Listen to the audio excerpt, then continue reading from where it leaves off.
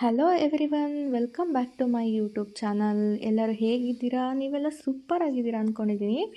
Actually ನನಗೆ ತುಂಬ ಜನ ಫ್ರೆಂಡ್ಸ್ ಕೇಳ್ತಾಯಿದ್ರು ಮಸಾಲೆ ದೋಸೆ ವೀಡಿಯೋ ಮಾಡಿಬಿಟ್ಟು ಹಾಕು ಅಂತ ಹೇಳಿ. ನನ್ನ ಫೇವ್ರೆಟ್ ಅಂತಲೇ ಹೇಳ್ಬೋದು. ಇದು ಮಸಾಲೆ ದೋಸೆ ಯಾರಿಗೆ ಫೇವ್ರೆಟ್ ಇರಲ್ಲ ಹೇಳಿ? ಯಾವುದೇ ಹೋಟೆಲ್ಗೆ ಹೋದರೂ ನಾವು ಸೌತ್ ಇಂಡಿಯನ್ಸ್ ಅಂತೂ ಮಸಾಲೆ ದೋಸೆನೇ ತಿನ್ನೋದು. ಸೊ ಅದನ್ನು ಮನೆಯಲ್ಲೇ ತುಂಬ ಟೇಸ್ಟಿ ಆ್ಯಂಡ್ ಕ್ರಿಸ್ಪಿಯಾಗಿ ಹೇಗೆ ಮಾಡೋದು ಅಂತ ನೋಡೋಣ ಬನ್ನಿ. ನಾನೀಗ 2 ಕಪ್ಪು ಅಕ್ಕಿನ ತೊಗೊಂಡಿದ್ದೀನಿ ಈ ಗ್ಲಾಸಲ್ಲಿ. ನಾನಿಲ್ಲಿ ರೇಷನ್ ಅಕ್ಕಿನೇ ಯೂಸ್ ಮಾಡ್ತಿದ್ದೀನಿ. ನಿಮಗೆ ಯಾವ ಅಕ್ಕಿ ಬೇಕಾದರೂ ಯೂಸ್ ಮಾಡ್ಬೋದು. ದೋಸೆ ಅಕ್ಕಿ ಬರುತ್ತೆ, ಇಡ್ಲಿ ಅಕ್ಕಿ ಬರುತ್ತೆ. ಸೊ ಆ ಥರದನ್ನು ನೀವು ಯೂಸ್ ಮಾಡ್ಬೋದು. ರೇಷನ್ ಅಕ್ಕಿನಲ್ಲೂ ಕೂಡ ಚೆನ್ನಾಗಿ ಬರುತ್ತೆ. ಯಾವುದೇ ಅಕ್ಕಿ ತೊಗೊಂಡ್ರೂ ಚೆನ್ನಾಗಿ ಬರುತ್ತೆ. ಇದನ್ನು ಒಂದು 4-5 ಸರಿ ಚೆನ್ನಾಗಿ ತೊಳೆದು ಅದಾದಮೇಲೆ ನೀರು ಹಾಕ್ತಾಯಿದ್ದೀನಿ. ಅದ್ರ ಜೊತೆ ಒಂದು ಸಣ್ಣ ಕಪ್ಪಷ್ಟು ಉದ್ದಿನಬೇಳೆನ ಹಾಕ್ಕೊಳ್ತಾ ಇದ್ದೀನಿ. ನೀವು 1 ಕಪ್ಗೆ 1/4 ಕಪ್ಪಷ್ಟು ಉದ್ದಿನಬೇಳೆ ಹಾಕ್ಕೊಳ್ಬೋದು. ನಾನಿಲ್ಲಿ ಅದರ ಅಳತೆನಲ್ಲಿ ತೊಗೊಳ್ತಿಲ್ಲ, ಜಸ್ಟ್ ಈ ಕಪ್ಪಲ್ಲಿ ತೊಗೊಳ್ತಾ ಇದ್ದೀನಿ. ಹಾಗೆ 2 ಸ್ಪೂನ್ ಕಡಲೆಬೇಳೆ, 1 ಸ್ಪೂನಷ್ಟು ಮೆಂತ್ಯ ಕಾಳನ್ನು ಇಲ್ಲಿ ಹಾಕ್ಕೊಳ್ತಾ ಇದ್ದೀನಿ. ಇದನ್ನು ಮಿನಿಮಮ್ ನೀವು 4 ಅವರ್ಸ್ ನೆನೆಸ್ಬೋದು, ಜಾಸ್ತಿ ಕೂಡ ನೆನೆಸ್ಬೋದು. ಬಟ್ ಮಿನಿಮಮ್ 4 ಅವರ್ಸ್ ನೆನೆಸಿದ್ರೆ ನಿಮಗೆ ಚೆನ್ನಾಗಿ ರುಬ್ಕೊಳ್ಬೋದು ಈಸಿಯಾಗಿ. ಇಲ್ಲಾಂದರೆ ನಿಮಗೆ ರುಬ್ಬೋದಕ್ಕೂ ಕಷ್ಟ ಆಗುತ್ತೆ ಮತ್ತು ಫರ್ಮೆಂಟೇಷನ್ ಆಗೋದಕ್ಕೂ ಕಷ್ಟ ಆಗುತ್ತೆ ಇದು. ಸೊ ನಾನಿಲ್ಲಿ ಒಂದು ಮಿಕ್ಸಿ ಜಾರಿಗೆ ಹಾಕ್ಕೊಂಡು 2 ಬ್ಯಾಚ್ ಮಾಡಿಕೊಂಡು ರುಬ್ಕೊಂಡಿದ್ದೀನಿ. ತುಂಬ ಫೈನ್ ಪೇಸ್ಟಾಗಿ ರುಬ್ಕೊಳ್ಳಿ, ಆವಾಗ ನಿಮಗೆ ಚೆನ್ನಾಗಿ ಬರುತ್ತೆ. ಇಡ್ಲಿಗಾದರೆ ಇಷ್ಟೊಂದು ನುಣ್ಣಗೆ ರುಬ್ಬೋದು ಬೇಡ, ಬಟ್ ದೋಸೆ ಮಾಡಬೇಕಂದ್ರೆ ನುಣ್ಣಗೆ ರುಬ್ಕೊಳ್ಬೇಕು.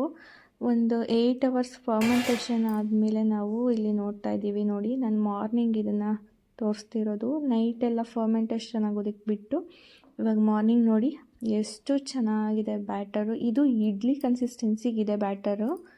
ಬಟ್ ಇದಕ್ಕೆ ನಾವು ಸ್ವಲ್ಪ ನೀರನ್ನು ಆ್ಯಡ್ ಮಾಡಿಕೊಂಡು ಕನ್ಸಿಸ್ಟೆನ್ಸಿ ಚೆನ್ನಾಗಿ ಮಾಡ್ಕೊಳ್ಬೇಕು. ಹಾಗೆ ಉಪ್ಪನ್ನು ಹಾಕ್ಕೊಳ್ಬೇಕು. ಬೇಕಿದ್ರೆ ನೀವು ನೈಟ್ ಉಪ್ಪನ್ನು ಹಾಕಿಡ್ಬೋದು.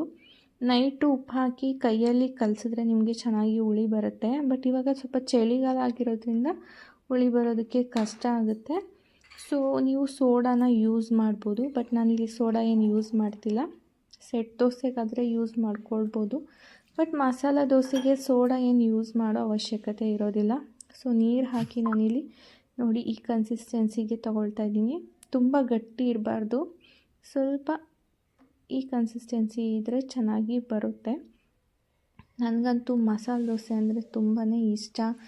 ಆಲ್ಮೋಸ್ಟ್ ನಮ್ಮ ಸೌತ್ ಇಂಡಿಯನ್ಸ್ ಎಲ್ಲ ತುಂಬಾ ಇಷ್ಟಪಟ್ಟು ತಿಂತಾರೆ. ದೋಸೆ ಅಂದರೆ ಎಲ್ಲರಿಗೂ ಫೇವ್ರೆಟ್. ಚಿಕ್ಕ ಮಕ್ಕಳಿಂದ ಹಿಡಿದು ದೊಡ್ಡವರವರೆಗೂ ದೋಸೆ ಅಂದರೆ ತುಂಬಾ ಇಷ್ಟಪಡ್ತಾರೆ.